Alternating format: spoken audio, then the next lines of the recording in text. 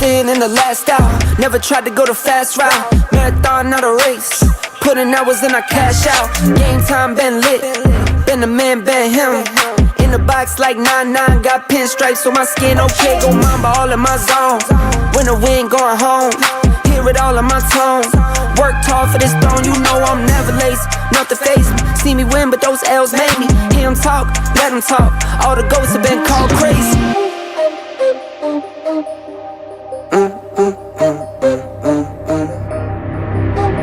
Lights on, I'm on. Lights on, I'm on.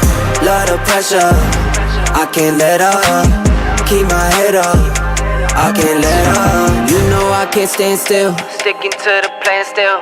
No bots on my fans real. Stay true on the man still. Losses got you bent up. All that anger pent up. See you in my inbox, but everybody can't come. I worked hard for this, putting hours, got scars from this. No sleep, I just toss and turn, thinking about how hard it get. I've been chilling with my family now. You been chilling with the party is. Putting reps cause they called my bluff. Got one shot to get all these dubs. And we on.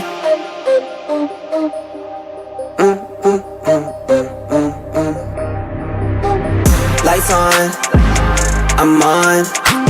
Lights on, I'm on. Love the pressure, I can't let up.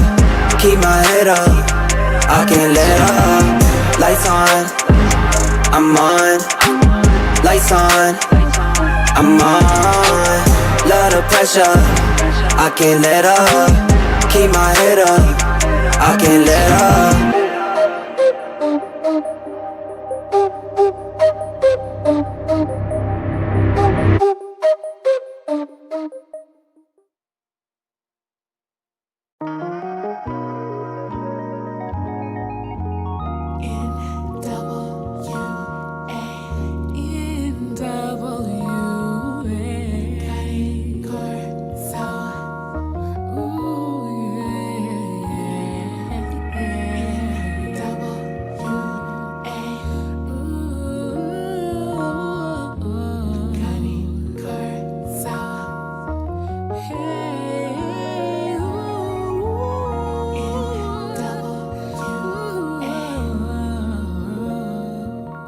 Welcome to NWA Cane Corsos podcast, where we talk all things dogs.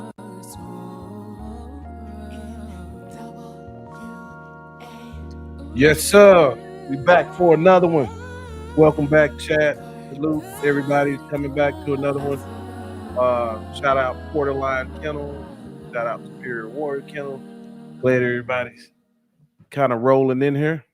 We have a special guest tonight on this good Saturday night.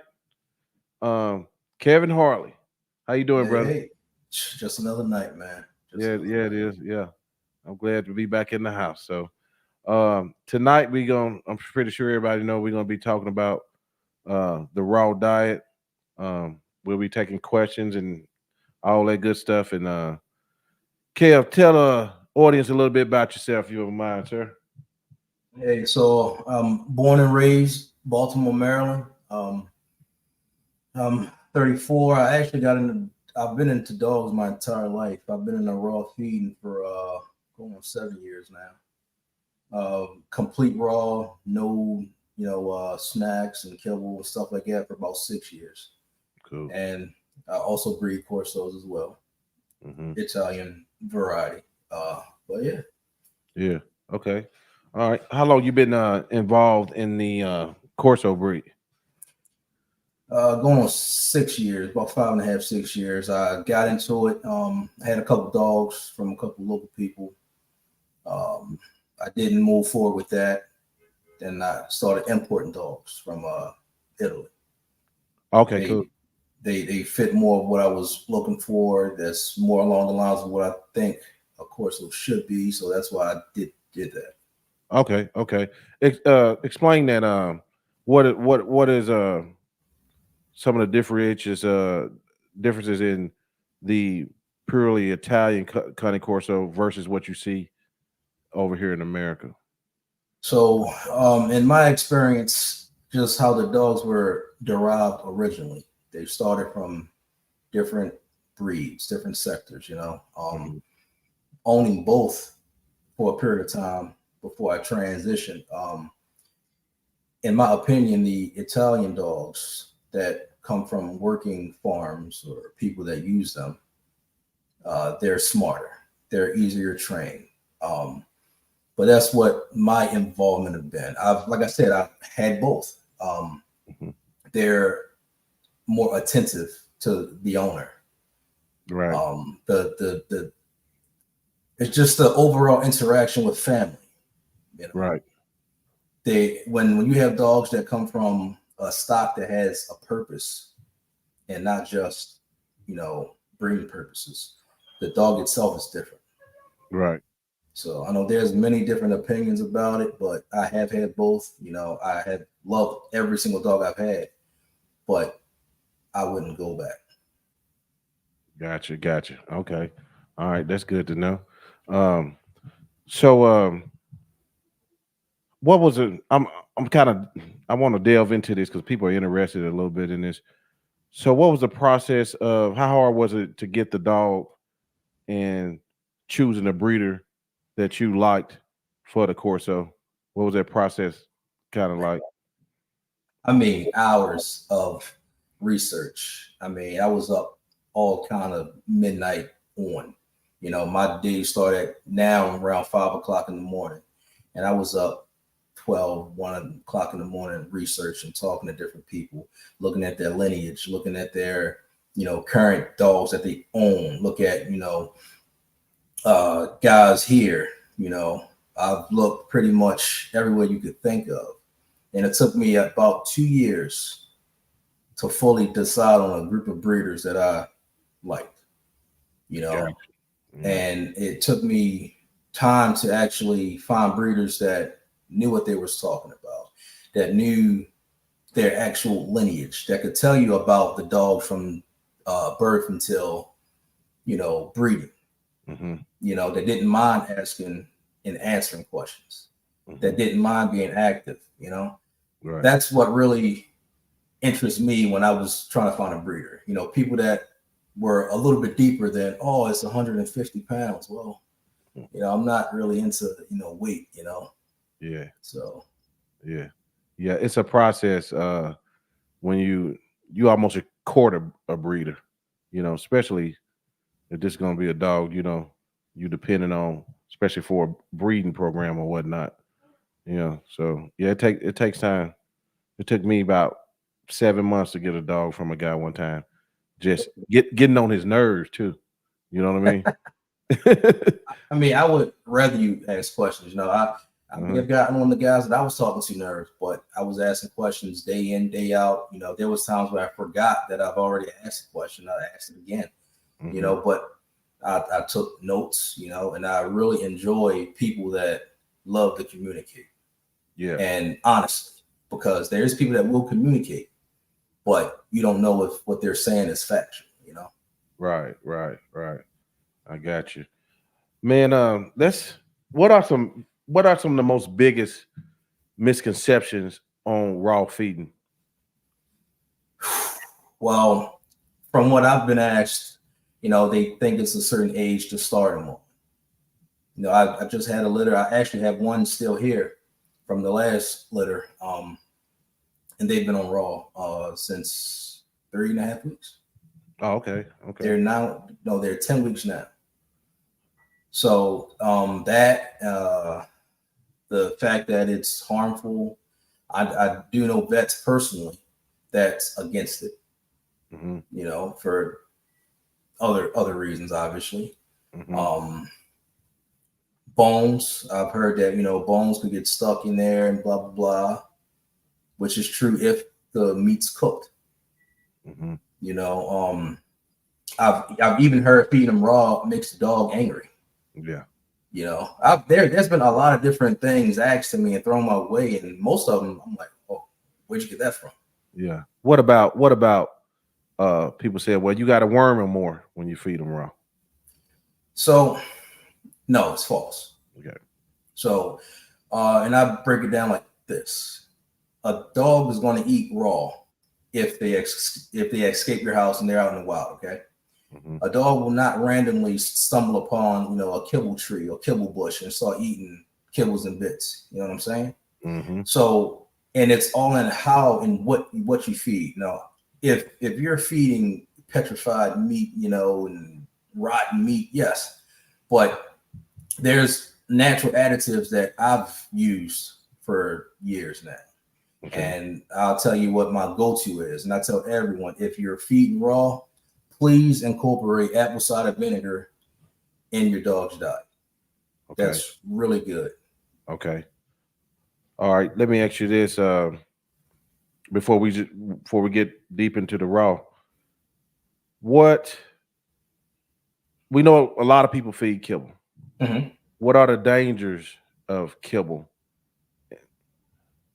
And what are some of the misconceptions on why people think kibble is the best food? So kibble is, you know, when you go to the vet, they're pushing a certain brand of kibble on you, you know, so naturally you'll trust the vet knows best. You know, they say it's scientifically formulated, you know, they say, you know, it's a balanced diet, but the majority of kibble is stuff that the dog cannot process. You know, that's why you have to feed 5 and 6 cups of some of these foods, you know, and just as much come out that goes in, you know, so that's, to me, saying it's not a lot of, you know, digested, usable substance there. It's waste. You know, a lot of the things, if you really dive deep, a lot of that stuff is chemically engineered. They make that and they put it in there. And, you know, there's not a lot of actual product. Like when you start talking about meal, you know, chicken meal and byproducts, and that's whatever's left from whatever slaughterhouse just ground up and put in there. And you don't really know what it is, you know, with the chemicals and the additives and the preservatives and the fillers, you know, there's always going to be a cancer risk. That's why there's a lot of dogs dying earlier, you know, of cancer. But the same way in humans, you know, when you eat chemicals, you know, they get stuck in your body. They don't, you know, get released and they create disease, you know. So the biggest thing with that is it's actually slowly killing your dog, in my opinion. You know, there's some people that'll say they swear by it, which is fine for them. But I've tried both. I've done kibble. And at that time, I would have called it a high quality premium kibble, but they're all pretty much the same. Gotcha. I've done half and half, and then I've also done, like now, raw, all raw. Oh, okay. So I do a little raw feed, and I'm nowhere near have the knowledge you have, but why does it seem like some dogs drink less water on raw? Well, I learned that when I first started, and so raw fruits and vegetables and meats have a lot of moisture in it, whether that's water, blood, whatever fluid in it. So you're satisfying their hunger and their need for hydration while they're eating. So like a lot of people don't believe me, but I don't really give my dogs water. And when I was giving it to them, they would just start kicking the bowl over. It would just be in there for days, allergies in it, you know. They just don't want it. Right. Now, go ahead. No, well, I was going to say I have several that don't seem to want to touch it unless it's really, really hot. It'll be water bowl still be full. Yep. Yeah. Because they don't have any need for it. So dogs know what they need. They'll when they need it, they will drink it. But typically, if you are feeding a decent raw diet, a well-rounded diet, you won't need water. Gotcha. Okay. So the barf diet. What do you know about that? Can you explain that to the audience? So I started with something like the barf diet. That's pretty much a generic formula to create a balanced meal for your dogs. Okay. I believe it's 70% meat, and the rest is composed of secretion organs, bone, and veggies. Now, when I first started, I was doing that. That's a basic generic formula. Okay. And after a while, I formulated my own formula based on each individual dog's need. Okay. So for about the first year, I used that formula roundabout. Okay. So what does your formulation and what does your feeding routine look like for your dogs? So mine changes a lot. For any of y'all who have seen my dogs, each dog has its own meal plan. So I don't prep, though. There's people that'll prep for an entire month. I don't know how much of what I'll feed the next day. You know what I mean? Mm-hmm. So each dog, based on their, I really spend time with mine, and I look at them. And, if they're needing a more fattier meat, then I'll give them a fattier meat, to pick up a little weight. Or if they're right where they should be, I'll feed them a fish or a leaner meat. You know what I mean? I manipulate the diet to make the dog look the way I want, and also keep them capable of, moving, keep them capable of working. I don't believe it's kind of like humans. We all have, a pyramid. This is what you should eat, this is what you shouldn't eat. But everyone's body is different, so everyone needs a different formula to be their best, to run the fastest, to jump faster. Right. So there has been people that have asked me to write them up a meal plan, but they back out when I tell them what I require, because I need people to do their homework for me to help you. Meaning, I need to know what your dog's doing on a daily. Send me a video. What's his activity level like? How does his body look? Take many angles. There's a lot into a dog's diet if you're into making them as best as they can be, mm-hmm. as opposed to just creating a balanced diet. Right. You have to formulate the feedings on the dog's needs. Right. The same way you would if you were an athlete. If you're trying to put on weight, you're going to eat a certain way. If you're trying to stay lean, you're going to eat a certain way. If you're trying to, gain muscle, you're going to eat a certain way. You don't eat the same basic formula every single day. Right.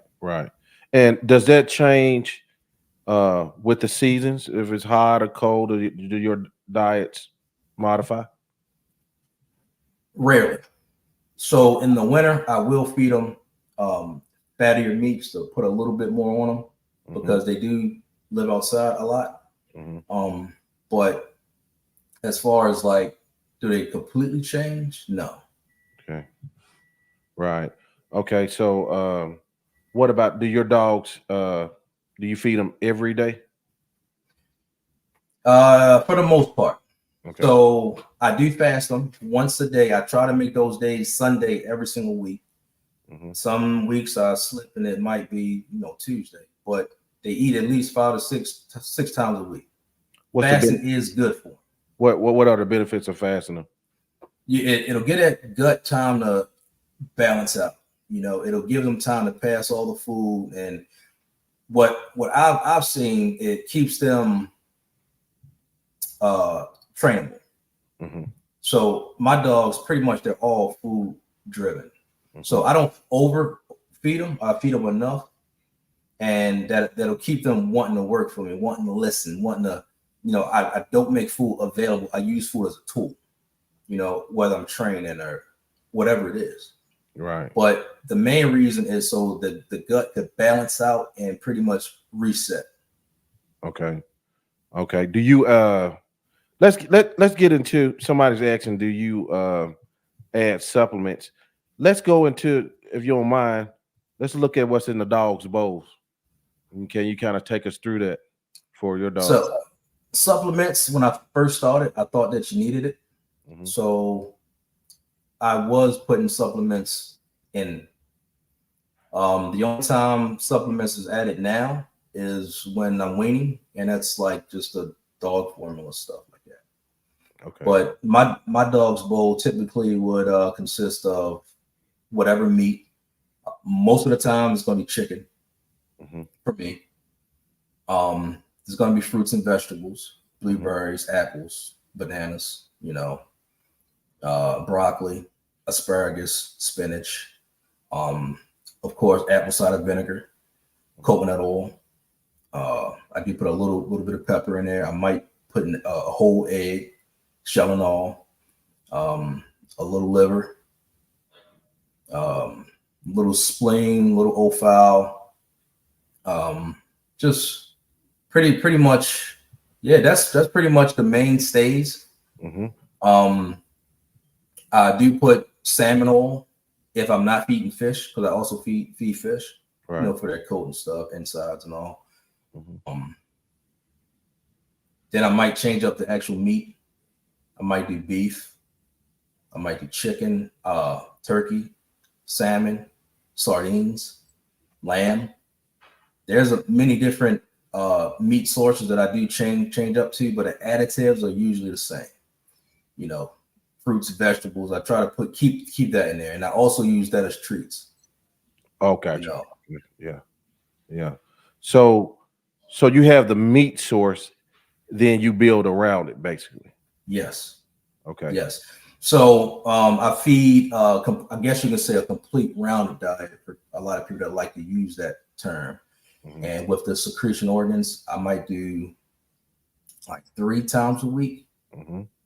You know, but a lot of the other vitamins and stuff, it's in the fruits, it's in the vegetables. Right. You know, so I don't have to feed the organs every single day. Right. Okay. I think it's vitamin A and D. Those are the long-term vitamins that'll sit inside of a dog that you'll get from like the liver and stuff like that. Right. So they're fat soluble, so it lives in their fat cells. So they're not urinated out instantly, like, you know, the B vitamins. So it's no need to overload them on that when you have a day or two to let it process, let them use it, and then hit them again with it. You know what I mean? Right. So I know you said you kind of collect the data, look at your dogs and things like that to come up with their diet. But do you do anything for us about maybe like weighing out the food versus what the dog weighs or anything like that? How do you come up with how much to feed them? So I used to. Okay. And I ended up seeing that certain dogs didn't fit that criteria. I either had to feed them more or I had to feed them less.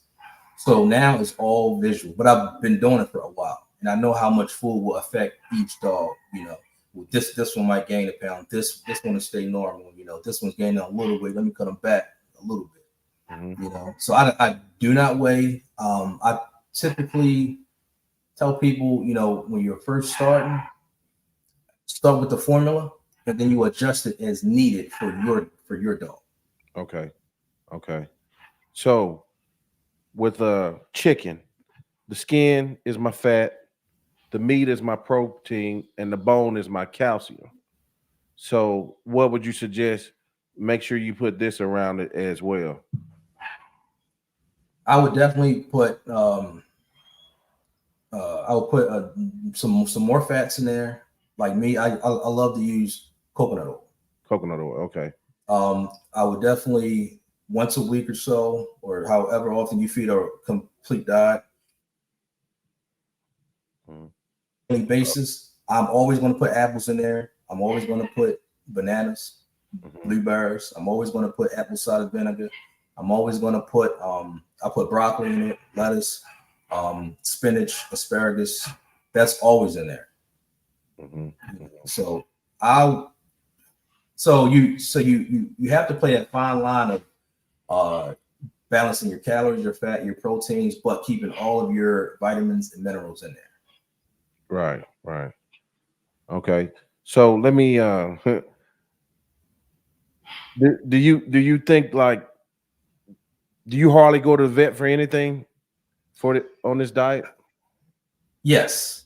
Okay. For rabies shot and the heartworm medicine. That's it. There you go. Nothing else. I have never had to take a dog in for any kind of sickness or anything like that. They've been very, very healthy. They've been really excelling in that department. You know, I've seen the worst I've had in my dogs was an ear infection. Okay. And I think that came from his ears being, whole. Mm-hmm. But no, I've never had to. Cool. Somebody says here, Doug, I like to use eggs for more fat. Brian Luster, what's up, homie? Kevin, talk about some of your feeding tactics that help to keep your dog so well conditioned. What up, Brian? Eggs, yes, I do feed eggs. Eggs is a really good all around source, but you can't feed that every single day. I figure 3 or 4 times a week. Mm-hmm. All right, now Brian. Okay, so Brian knows a little bit about what I do. Mm-hmm. It's pretty much just very detailed diet manipulation. If a dog is gaining too much weight, break them back from, say, beef, fattier meat to fish, Mm-hmm. or turkey. Mm-hmm. I pretty much, and I don't feed a lot of, I guess you could say, snacks. People use treats. Mm-hmm. I use fruit. Mm-hmm. I use bananas. So my dogs are pretty much always eating something that they can use, right, and that's not going to collect. Okay. There's so many things that I do, Brian. If you want me to say a certain thing, ask it. This is so much, man. So okay. Well, let me ask you this: do you ever run into on the raw diet? Do you ever run into any things that the dog can't have, per se, allergies and things like that? Not necessarily. Not the way I feed. I have seen people feed chicken and their dog has allergies to it. A lot of dogs do have allergies to chicken. I've seen people feed rice, which I don't feed, but I've seen that also. I think that's really the only allergies I've seen. Okay. All right. Brian says, I mean, how you spread the food through the yard. Oh, so dogs typically, there's, or any animals, canines, wild dog, whatever, there's no one just putting food right in front of them. So what I typically do is I'll spread the entire meal around the yard, and they'll have to find it. So they're moving while they're eating. So at any given point in the day, my dogs, if they're out and up, they're burning calories, but they're doing it in a purposeful manner. Mm-hmm. You know what I mean? Right. Okay. Let me Javier has one for you. Does your dog weight fluctuate a lot on raw? I say the biggest, my average is about 5 pounds. Mm-hmm. But that's usually when I'm like busy at work and I don't have that much time to really look them over. I might slip for a couple of days. They'll drop about a pound or so, but I typically see it and I make alterations and they gain it back. But I've never had a dog get overweight. I've never had a dog be underweight. I keep them right in that range where I like them. I like them lean, but I like them full. You know what I mean? Yeah. I've seen your dogs. Your dogs look great. Thanks, brother. Yes, sir. Doug has one. Does he has a ratio between muscle and organ meat? So when I do feed organs, collectively it's about 8 to 10% of the meal. But like I said, I only feed that about 3 to 4 times a week. I don't feed organs every single day. There is no real necessary need for it, because it's made up in other places and avenues. So typically there is no real ratio. And plus I've been doing it a while now. I don't really ration it out. I just cut pieces off and give it to them. But that's after, I think, my first 2 years, because my first 2 years I was a little scared to overdo it. And if you give them too much liver, the poop be black, blah blah blah. So I was a little scared. But after a while, you learn your dog, you learn what's enough, you learn what's a little too much, and that's what you do. roll with it. Right. You use pumpkin, right? Do you use pumpkin? Yep. Okay. All right. And then Chase had one for you. I'm getting these in, y'all. I usually don't do it like this, but since y'all it's one topic we cover, and I'm going ahead and take them. Says sorry. So I actually have 2 breeds here, but I've owned 4 at any given time, and I feed them all the same way. Bloat, as long as you have your larger dog, deeper chest, you monitor their activity before and after eating. If you're outside playing with them, I will not give them a lot of water or food for about 30 minutes. After they eat, give them about 30 minutes to an hour to rest. You know, when I first started, that was my, I made sure I do that every day. I did the same thing. I would outside, run them, train them, do whatever I was going to do with them. Then they came back in the house. They rest, till they weren't panting and I was sure it was safe. Then I fed them. Then they rested again for another 35, 40 minutes or whatever. Then they were free to do whatever. So it's just pretty much monitoring the activity before and after eating, not necessarily the food itself. Now, what I can say is if you have a larger dog and you feed them too much, that could contribute in certain cases also. Gotcha. But it's usually just the activity. Mm-hmm. Yeah. So let me see here. Doug said that's what I did for 3 or 4 times a week. And what was that other one? He said just wondering with the dogs running around eating. Okay. So I have one for you as well. Go ahead before I go. So I think somebody asked me how many times a day do I feed? So puppies up until 6 to 7 months, I'll feed them 2 to 3 times. When they're real little, I'm talking 4 or 5 weeks, 6 weeks, 8 weeks, they'll eat 3 to 4 times. But after that, they'll eat 2 times up until about 6, 7 months. Then after that, 1 time a day. Mm-hmm. Okay. All right. And so I watch. Go ahead. The other person that said something. So when I put food around the yard, they're not running, sprinting to find the food. It's like they're tracking, they're searching. So their head is down. They're just moving at a brisk pace. They're not really bouncing around, and the gut's not really twisting. You know what I mean? It's more like a purposeful trot. Gotcha. So I'll be watching this one guy. I don't know if you ever seen him, North American Mastiff. I see him. Yeah. So he feeds 5. Wait, no, he doesn't feed 5. I think he feeds every 5 days. Yeah, I think he just made a video where he was saying something about they would eat like 200 pounds or something like that. And a bunch of chicken. Yeah, and whatnot. I seen that. Yeah, and his dogs, they look pretty good. You know what I mean? They not. What's the science behind that? Man, is it going like back down like the Mother Nature? Look, we kill what we eat, and we eat that, and so the eating once a week typically could go back to that, but that's just a lot of chicken, man. Yeah, too much chicken is not necessarily good. Right. It's been working for him. They might look good, but there's a lot of stuff that you cannot see, Mm-hmm. So I personally would not do that. Uh-huh. But if it's working for him, then hey. Mm-hmm.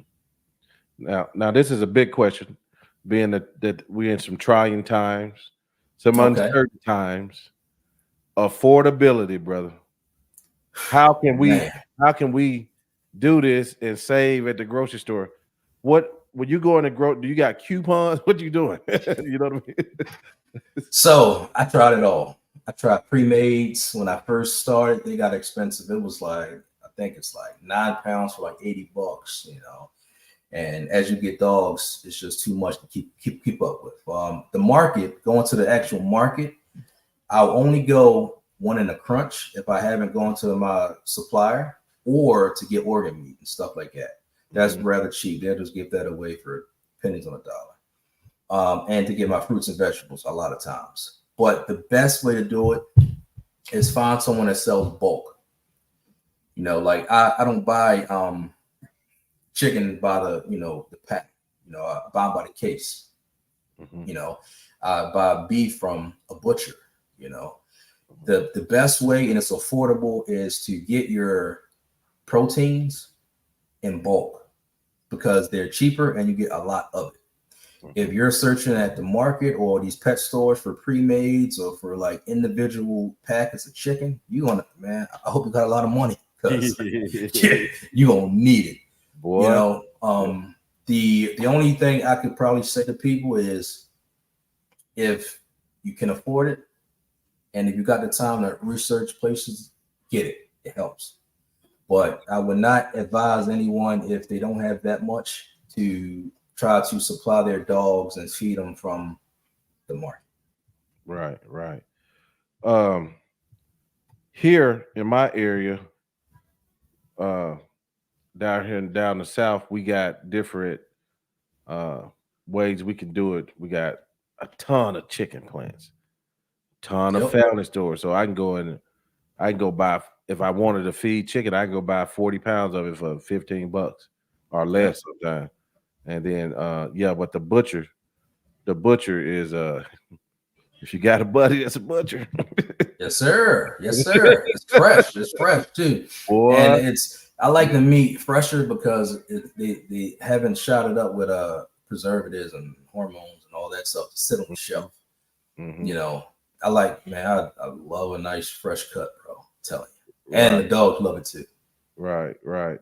So you feed a lot of veggies, bro. A lot of veggies.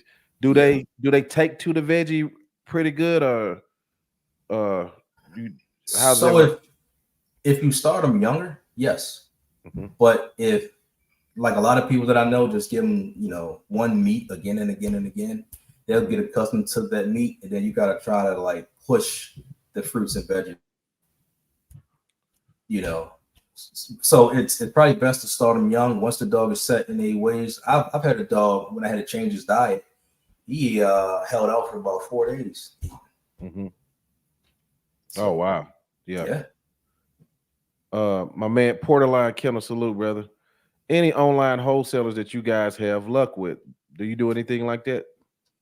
I've always wanted to, but I have trust issues. I would much rather go and get it in person. Yeah. But I have heard of people doing it and it's worked. Yeah. I know of a guy that does it. He actually has been on this show. Richard DeBerry, La Fundation, Canine. Yeah. He's a presser breeder. Yeah. And he shipped across the country. Actually, he saved me in the bind one time. I ran out of raw. He mailed it. And I think Rich, for his prices, he under everybody for his and he got some really good meat, man. I mean, you can cut it open, you're like, dang, this looks better than the stuff we eat. And he got with a company that formulated raw dog food for greyhounds, athletes. Yeah. So yeah, that's one guy that I know of. If it was something you can just say somebody wanted to try to transition, what is give them a budget friendly raw feeding plan that, look, this is bare minimum, I'll tell you to roll with? One dog? Let's say one dog, yeah. Okay. I will go get a case of quarter legs. I would go get you can get frozen fruits and vegetables, or you can get fresh, but fresh you have to feed it often or it will go bad. And I would go probably get beef liver, heart. Intestines is cheap. Mm-hmm. Then I would also get chicken organs as well. Mm-hmm. And I would probably get chicken feet, chicken necks, turkey necks. And with all that, you can make a pretty good diet. And those are all things that are cheap. Those are all things that are pretty much everywhere you go. Mm-hmm. And if you run out, you can get it tomorrow. Right. What about if I had 5 dogs? Same process or what? 5 dogs, same process, but just more of it. Mm-hmm. Mm-hmm. So for me, I have a freezer outside.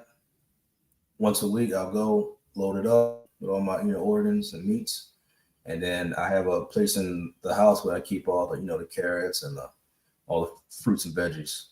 And so what I typically do is this: on days that I'm not feeding organs, I will feed them all their chicken, and throughout the day as a snack, I'll give them the rest of the meal. The fruits, the carrots, the bananas. I'll cut them up and make treats out of them, training treats.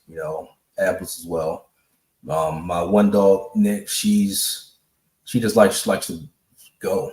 So hers, I'll put her out alone, and I'll put her food around, and she'll spend an hour and a half finding it. But you just gotta pick a routine when you have more. Right. What is let me get Doug right first. Beef intestines. He says I use carrots, broccoli stalks, and sweet potatoes. Worm prevention. Which one is worm prevention? The sweet potatoes?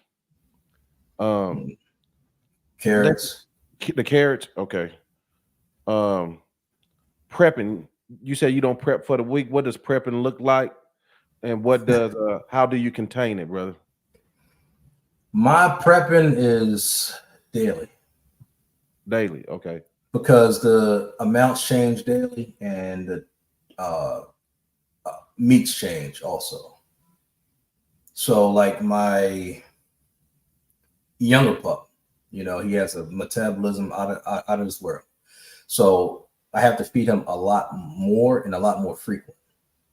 So where the other dogs, I feed him once. For him, I don't even prep. When he's out, feed him.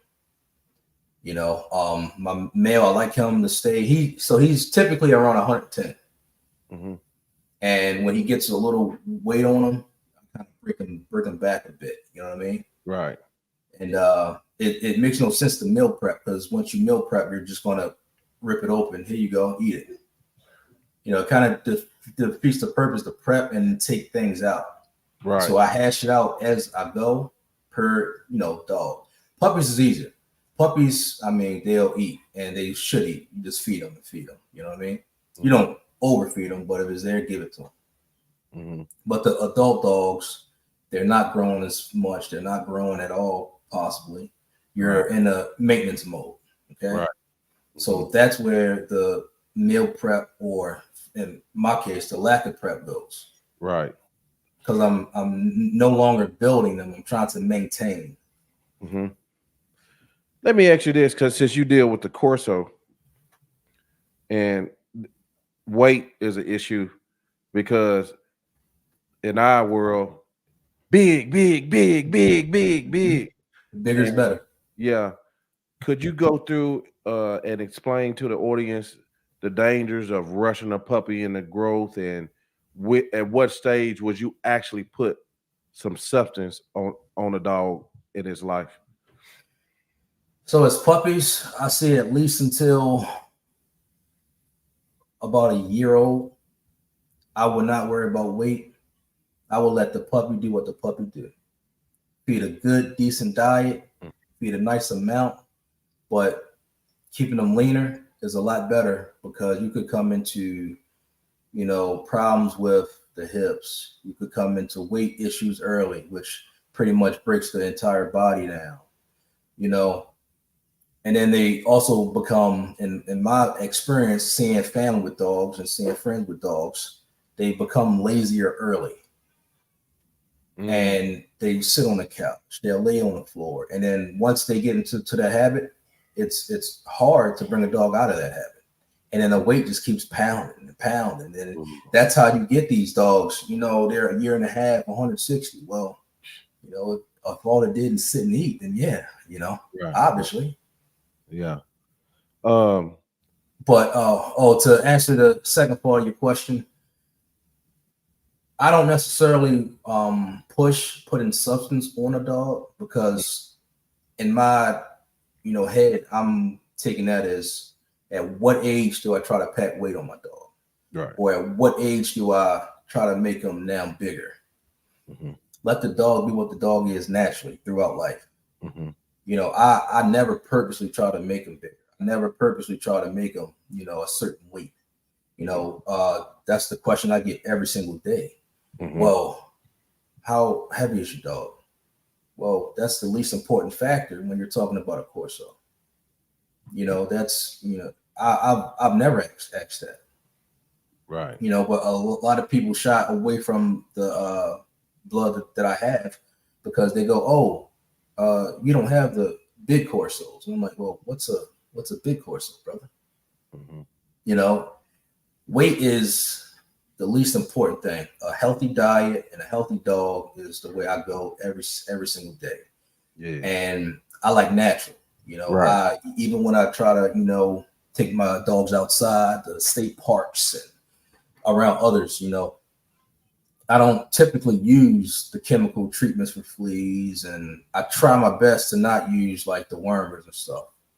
I try to do it all natural. With fresh coconut as a wormer, apple cider vinegar to keep the gut acidic. Right. Just easier ways, healthier ways, natural ways, and let the dog be the dog.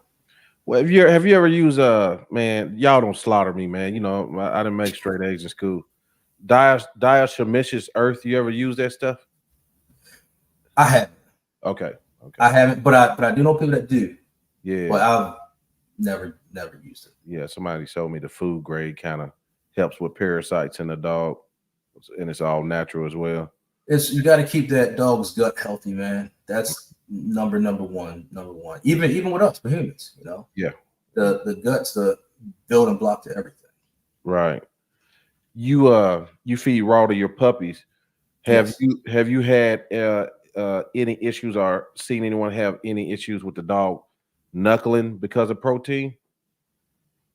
No, I mean, I haven't, but so I know a lot of people feed puppies and they use supplements, and a lot of people use protein. So if you're feeding raw meat that has protein in it, I have seen where people feed them supplements and it's too much. Oh yeah, I've seen them feed a decent diet, calcium pills. I've seen that cause issue. Yeah. With a diet and a puppy, you don't need additives. Just feed them that diet, they're fine. Yeah, and that will help prevent. And you have to feed them the proper portions, because a puppy will eat and they'll eat and they'll eat. And if you keep on giving it to them, that's where you could also start having issues. Yeah. Let me get squeezed some of these comments in. I'm being fair tonight, y'all. I ain't taking it all up. How many dogs, how many pounds of meat a week are you feeding? I guess that's actually you personally. How much you doing? I have one Pomsky. That one doesn't really eat too much. Then I have four Corsos, and then I have a puppy. So all in all, I'm going through about 150, 160 pounds a week. Okay. But that's on a really good week though. Right. So typically, say like summertime, okay, when we're all outside and I'm on it, you know what I mean? I can bring my dogs back to 2 pounds a day, and I can up it up to 4 pounds a day. Gotcha. It just varies. So on a high end, about $150 or so. Low end, probably 100. Okay. And let's explain to people who probably hadn't seen it. You explain what the poop looks like on the raw diet. So I'm sorry about it's talking about it. no, you are, bro. You are, because that's the biggest, perk that I like. Me too. It's really not much there. Mhm. I've seen it come out about the size of a quarter, and I've seen it come right out and turn to dust and fly in the air. That dog is breaking down almost everything that you feed it. Mhm. Now, I do feed a lot of greens, and they're not going to break that all the way down, so that's going to add a little bit more substance to it. But it's still very, very dry. It doesn't stink, and that's the way to go. Yeah. That's the way to go. Whoa. Especially if you don't want to clean every single day and have flies. Yeah. Man, yeah, the fly where I live, man, the flies are so bad. But since I've been on, when I moved into the raw, I mean, the flies have cut down. I'm not exaggerating, about 95%. And the urine smell too. The urine smell too. When Yeah. you're feeding raw, there's a lot of healthy waters. It's good stuff. And then Mhm. they're not getting all that byproduct from the chemical, kibble. Right. And I've seen them urinate clear Yeah. many days, and Right. it doesn't. It will still kill the grass in a large quantity, but it doesn't kill your lawn. Right. Kibble, you'll put a berm on quick one time. That's it. Right. It's dead all year. Yeah. Try again next year. Yeah. But they're all around healthier when you feed them good. I mean, I guess you could say good comes out, but it ain't really good. But Do you notice? I mean, that your dogs, at least mine don't, and I don't feed my dogs every day, Mhm. but I give them, nice little amount of raw. But that when I bring to, they don't act hungry, like just like it. Are your dogs that way? Yeah, see, when you feed them a raw diet, they absorb a lot of that nutrients. So their body isn't starving for that, potassium or for that Mhm. vitamin, A, B, they have it there. So less aggressive when they're on raw. I've seen, okay. Yeah. I like on Kibble, I could never feed two dogs together. Yeah. I can go outside right now and feed them together. Yeah. They'll still kill something, but they're less aggressive over food because they're full. They're good.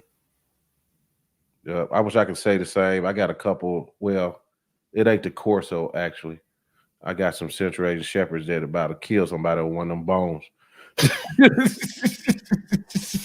Yeah, they that can be partial training as well. Yeah. Because like I said, I do spend a lot of time. Mhm. So my dogs typically won't act like everyone else's dog. So Do you know the science behind dogs burying bones? pretty much saving it for later. I just had a litter, and the mom, she wouldn't really eat a full meal. She would eat half, and then she would bury her food. I'm assuming to give to the puppies later on, or to eat later on.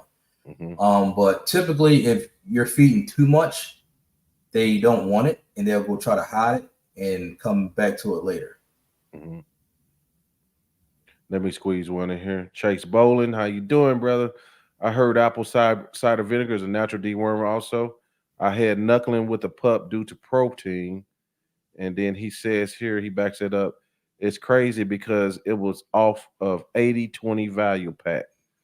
That's the last dog food I fed before I went to raw. So apple cider vinegar it's the perfect thing. That should be on everyone's, whether you're feeding raw, whether you're feeding kibble, put that in your dog's food. It is a natural dewormer.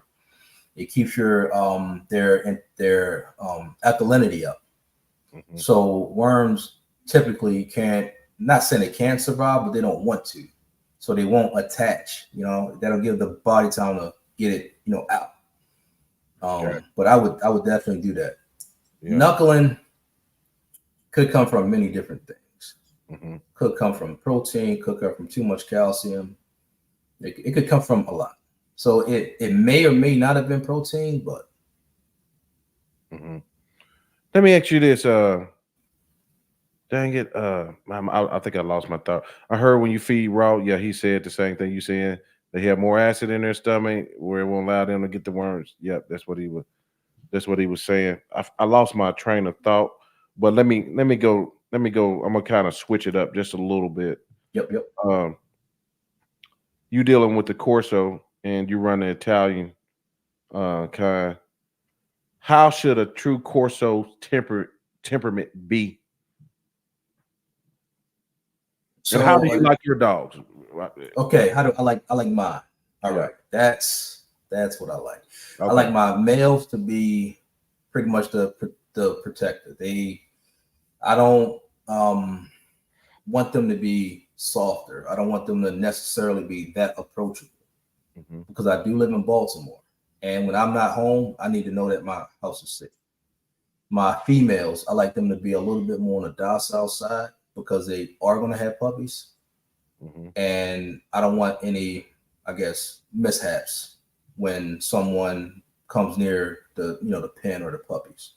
Now, all my females are driven in their own way, whether that's prey driven, whether that's defense, but they're not as in your face like my males are. Mm. So that's the way I like them. But typically, ideal Corso should be trainable to what you desire. Mm-hmm. If you want them to be turned up, it should be there and it should be available. Okay. If you want them to turn down, in most cases, I believe that should be possible. There are going to be, rare cases where that dog is just crazy. But as a whole, Corso should be highly trainable, highly adaptable, and they could be the perfect tool for you. Should be. Do you think the Italian type is a little bit more animal aggressive? I know it depends on where you get them to. You know what I mean? Well, I think it depends on the lineage. Mm-hmm. But me having Italian dogs, I have seen about a 50-50 split. About a 50-50 split. Okay, gotcha. Yeah. Yeah.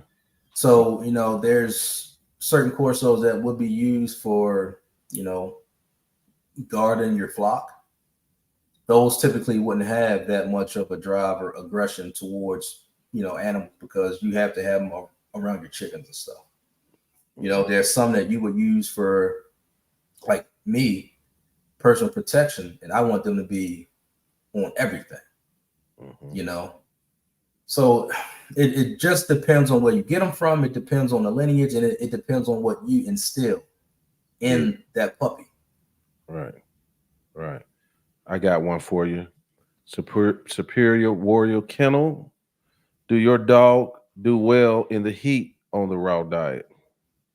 Yes, I've had 2 dogs that's been outside the entire summer. They might have been inside total of 5 days, and they've been good. They're actually outside now.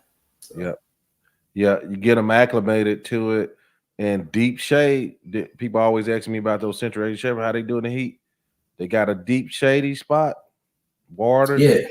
You know what I mean? They'll find what's comfortable. I say. Right. They'll find shade. They'll find a patch of concrete. They'll dig a hole because it's cooler in it. They'll make it work. Yeah. Chase Bowling. I want hot dogs, but I can't having 10 kids that are always involved. That might be the flock they be protecting. Well, okay, so I have a male named Blaze, and I posted videos of him. He's hot. He's hot. Mm-hmm. And my boy Will Shackelford came and seen it, who bred him. Okay. Mm-hmm. Shout out. My dog is a teddy bear with the family. I have a 4-year-old and a 4-month-old. Mm-hmm. He's a teddy bear. Now, if you're an outsider, that's a complete different story. But your dog should not, if I guess trained properly, socialize with the family and put in his place early. Your dog should not be a threat to your family, to his family. Yeah. I think it's important to involve your kids with these dogs on the feedings and things like that. Mm-hmm. Sometimes I don't even want to. I'm like, man, I tell my son, he's like, Dad, can I go feed? Man, just let me do this, man, because you're gonna be doing all kind of shit. But I said, no, come on. It's necessary. Yeah. You got to do it, man.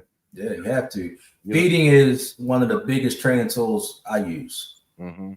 Right. You know, right. Because that dog's being fed by you, so he will learn to respect you.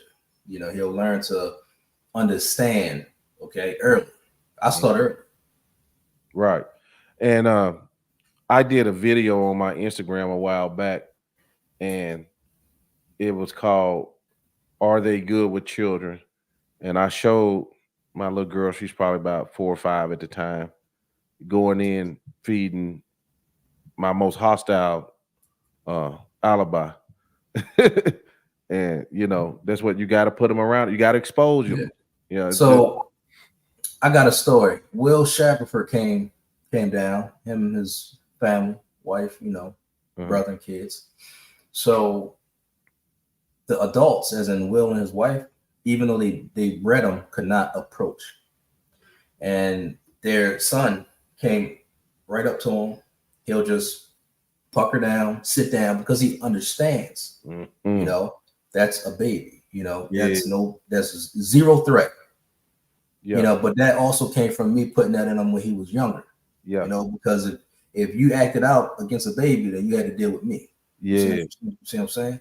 Yeah. And once the Italian breed, at least, they're very smart. Once you put something in them and they understand it, that's life. Yeah, they should have the intelligence to recognize a threat and a non-threat. You know what I mean? Yeah. Yeah. So borderline kennels. Do you notice males more protective? My male's kind of friendly. Females would kill. Yeah. So my males are more protective over their territory, their space. My females more so over like the family. You know what I mean? Like my male will protect me, but you won't even get a chance to get to me because he's already on you. You see what I'm saying? But my females more so, they'll allow you in or whatever the case, you know, might be. But as soon as you get aggressive, then that's when it flips. That's when that protected dog comes out. But they're protecting family. But that's how they do when they have puppies. You know, they have puppies. The nicest dog will protect the puppies to the end. You know, the perimeter patrol his area and protect that. So it's if your dog is a little more docile, that just might just be who he is. Yeah, his personality. Yeah. Chase Bowling says, I definitely keep them involved and catch a lot of hell on some of my content on social media, but they are great around my family as long as I keep certain boundaries. That's what's up. Okay. That's smart. That's very smart. Yes, sir. And social media is certain things I don't show. You got to be careful. Yeah. Well, that's because, you know, people got their own ideas and they're set in it. Yeah. You know, it's not many people that are open to learn and open to other ideas other than their own. So that's why I've been rather quiet, because, you know, the dog world to me have turned into just a big battle. Battle of I'm right. Yeah. So we could all learn from the next one. We could all teach. That's right. That's a big problem in our world. Hopefully it turns around, you know what I'm saying? Because it's silly. It'll be silly for me just meeting you. For me, it's asinine to me. Even if you said something I don't agree with, for me to fall out with you, you know, like just disgusted with you about some dog talk. So come on, man. What I do is this: I listen to you. All right. if it's something that I could try out and formulate my own opinion about it, I'll try it out. Mm-hmm. And if you're right, I said, bro, listen, that advice you gave me, A1. Mm-hmm. Or it might have worked for you, brother, but it didn't work for me. Yeah. You know, there is no need to argue about it. Yeah. But then, because your experience is your experience. And sometimes people just say shit and they really ain't done it. You know what I mean? That's exactly.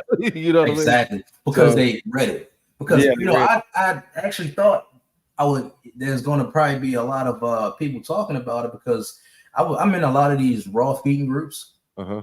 And, you know, there's certain people that live by the barf diet. You got to do this. You got to feed them every single day.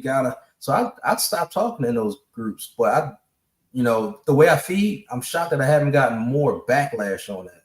You know, I'm thinking that having my dogs is proof that it works, you know, and not just one bloodline, many, not just one type of Corso, the American and the Italian, they all look like that. Mm-hmm. I think having proof, you know, kind of quiets people, but typically you will get so much backlash. Well, science has made this up, so you have to follow that. Like, not necessarily. And people could really learn if they, you know, get certain ideas out of their head and, you know, minds up to something different. What are some of the best resources maybe that you have read, websites that have educated you on this journey? I've Googled and Googled and Googled. Mm-hmm. I've tried, like I said, I've tried the barf diet. I've tried many other diets. If you go to the store, you can get what they call a complete blend, and it's literally just bone and organ and meat, no fruits and veggies. I've tried that. But, you know, I've gathered many different, you know, I guess, forms of information from people, from Facebook, from Google, and I put them together and I made what works for me. That's what's up. Yeah. You know, so I'm never going to say any of the diets are wrong. Mm-hmm. I'm just saying that it's just not right for mine. Yep. Yep. Sometimes that's how you, that's me there. I pick up information, this and that, and I do what works for me. You know what I mean? Yeah. Let me get some of these. Superior Warrior, do you feed your dogs the same all year round? You feed them more when it's cold? I think he covered that. You want to just go over it one more time if you don't mind? Yeah, so when it's cold outside and, you know, a dog like mine, they love to be outside, I will feed them fattier meats. I don't necessarily feed them that much more as in weight, maybe an extra pound or two a day, but I feed them a different composition. It's going to be fattier. I save the leaner meats for the warmer months because, you know, it's hot. You know, I don't want them to pack on pounds and be, you know, overheating out there, you know, but winter months that's a good practice. Just feed your dog fattier. Mm-hmm. Gotcha. Hotter months, feed them leaner. Okay. Javier said, puppy stage need to worry about high protein and calcium in the diet. Will cause growing pains over 10 pounds a month. The first year will affect them. What's your thoughts on that? So if you're feeding a raw diet, I don't believe you have to worry about what they call high protein. Mm-hmm. I think if you're adding protein, if you're using supplements, that is what I would call high protein. Eating it, okay? Mm-hmm. The dog's only going to absorb what it needs, and the rest comes out. Mm-hmm.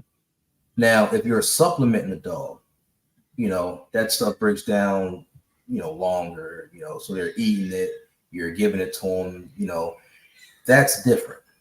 So it's kind of like us, you know, to really have an overdose on, you know, protein and vitamins and stuff, you really got to be packing yourself with it, you know. So that's a good statement, you know, but I just have a different view on it. Gotcha. Chase Bowling. During bitches, man, you're gonna be famous before this night is out. Just to Chase. During bitches pregnancy, do you supplement calcium or wait till whelping? So this past litter, I did it about 2 days before she started, and then I will give her some while she's currently, actively having pups in active labor. And I did it for about maybe a week and a half after that. She lost interest in around 3.5 weeks. So after that, it's just normal diet, Yeah. But a lot of people like to supplement them early while they're pregnant early, but that could cause problems. How do you supplement it? What do you give them? So there's this it's called what is it called? Puppy Sure Grow or something like that. Amazon vitamin. Okay. I think it's called Sure Grow. I gave her that for like 2 days prior. Yeah. And then about 2 weeks after, but not a week, 2 weeks. But after that, that's it. Yeah. I actually waste a lot more supplements than I actually give. Yeah. I do a little cottage cheese. Right. You little cottage cheese? Yeah. I used to do that. Yeah. Porterline kennels. Thoughts on pork? So, have I fed my dogs pork? I have. With pork, it seemed it got to be a little too difficult for me to be able to portion that out accurately. But a lot of people are against it. The dog's going to eat whatever the dog finds outside. So if it's pork out there, guess what? The dog's going to eat it. I'm not against it. I just don't really feed it. Gotcha. Okay. So, all right, I ain't got no more questions there. Let me get this one off. Cleaning. Sorry, golly, clean up. I'll just say that. What are some of the dangers of the raw diet, and how important is cleaning during the raw? You don't feed out of bowls, though, do you? You no. kind of okay. All right. Okay. No, the only time I'll feed out of bowls is if I'm feeding them, because I have pictures. I think I sent you a couple pictures maybe, but I do feed my dogs salads. So that's the only salad. Oh, salad. Okay. Yeah. Yeah. So say if I get up early in the morning, I'll give them their meat in the morning. And then later on in the day, I might give them a salad that's composed of all the greens, the roughage, fruits, the ACV, that'll have all that in there. That will be in a bowl, but I don't typically use bowls. But clean up as in after you're done handling the meat. So I have a specific area where I prep. Well, I guess you say prep their food, which is typically outside. Gotcha. I don't like the possibility of having that salmonella and all the other stuff around my daughters because they're still young, and their hands go right in their mouth.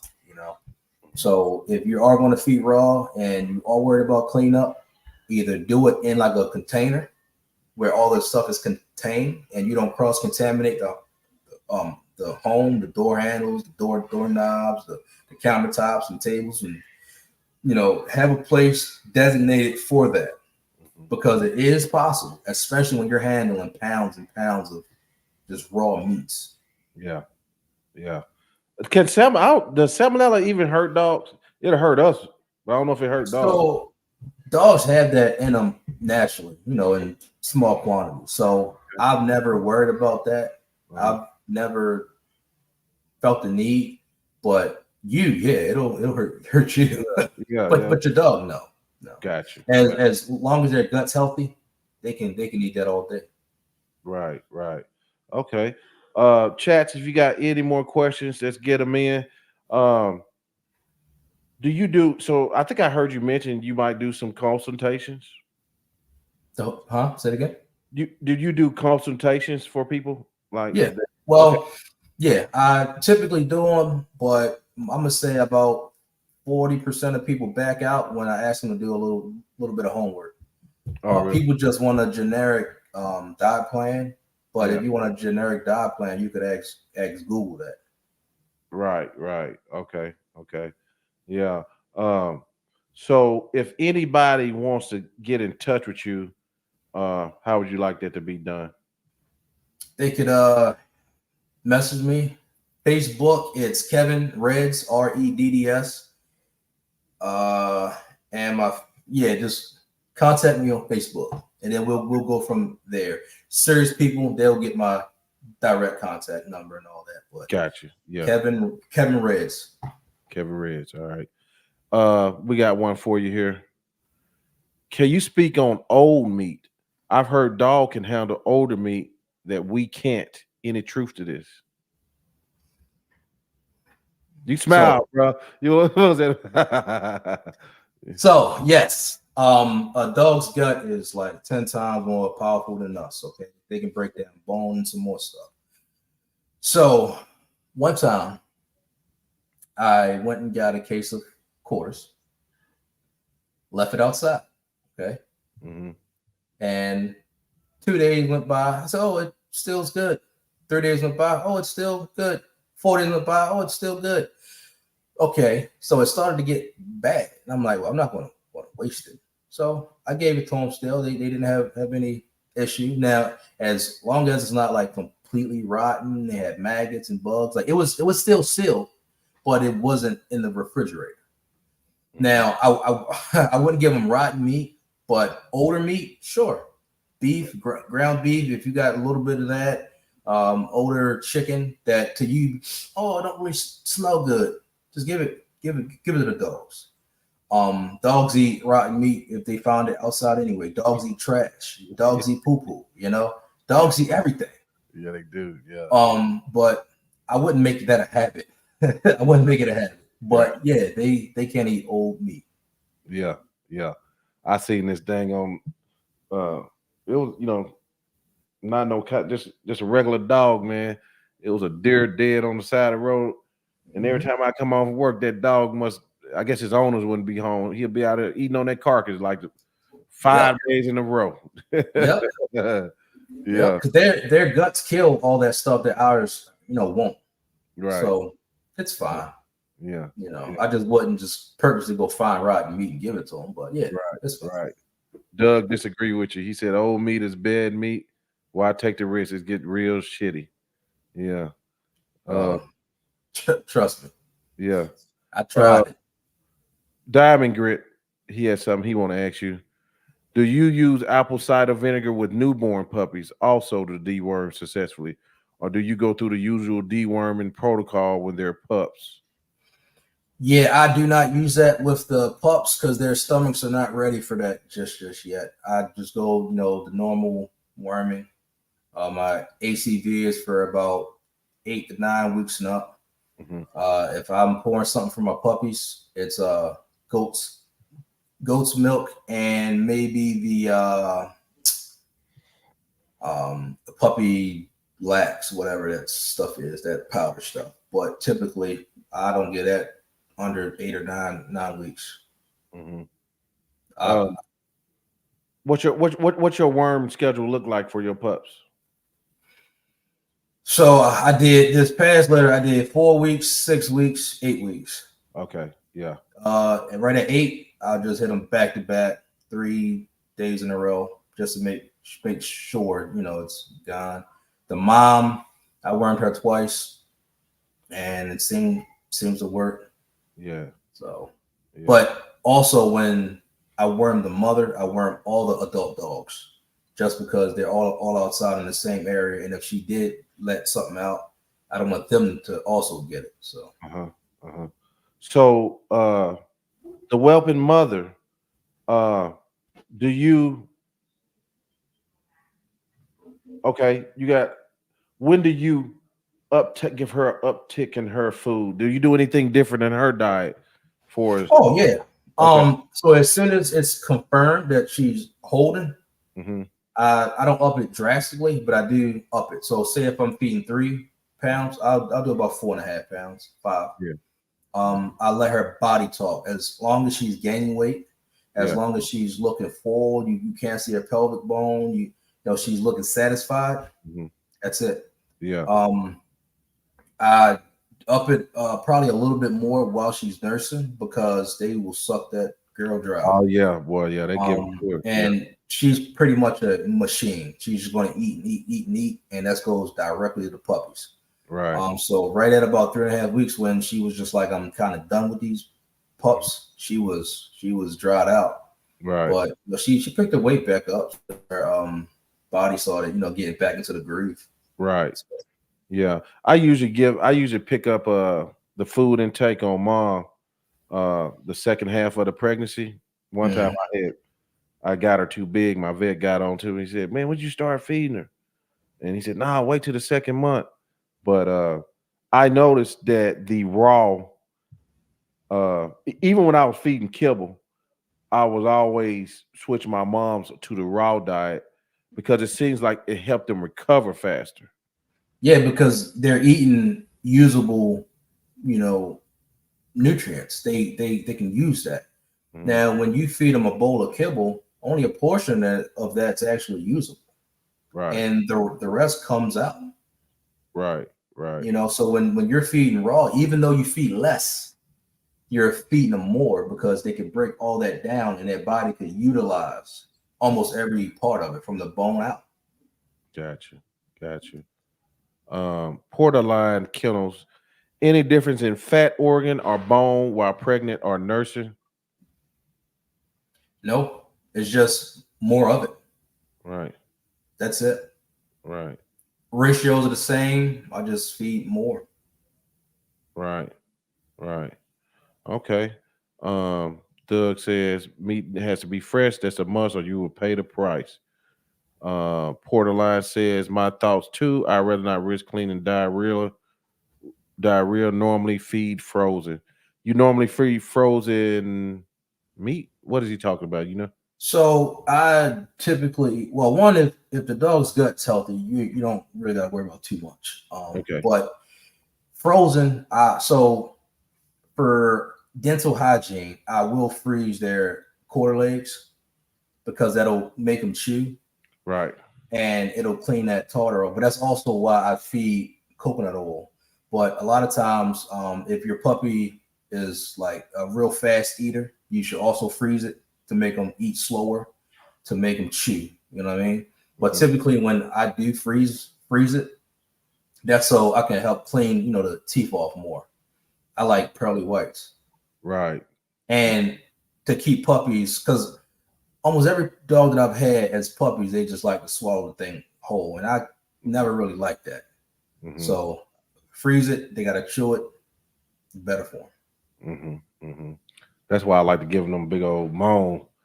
When I get one of those cows slaughtered, and I just man, they teeth just boy look better than mine. So I guess that'll be it, brother, man. Is there any thing else you would like to add? I'm not rushing you off. I just done my questions. If any of y'all got anything else, any advice or anything, it don't have to be on Raw. A lot of newbies watch this channel. Anything dogs. Yep. I know you're a big advocate for the Italian Cane Corso. Yeah. I think it boils down to what you're looking for. If you're looking for something more so authentic on the lines that you're, going to use, then if you're into just like big, massive dogs, then those people tend to get more of the American, blood. But I'm not really into size. Size is, it's cool, but it's not something that I necessarily aim for. Right. Gotcha. Well, I think that I'm gonna get this last one here from Doug. I use frozen, but when it thaws out, it has to stay in the fridge until it's ready. Don't leave it out too long, and then it will stay fresh. All right, guys. Well, brother Kevin, I want to thank you personally for coming, and it's a special one for me because you from the Corso community. You know what I mean? Yes, sir. Yes, sir. And come to help a brother out and come help other people out. Because, like I always say, I'm one of the shows that the I'm the host and I'm not the expert. I try to get real life experiences from you guys that do it. So yeah, man, I really appreciate it. Anytime, brother. Anytime, man. Okay. All right. I guess that'll be it. Everybody, we'll see you the next one. I'll be in touch, brother. See you. Bet it up.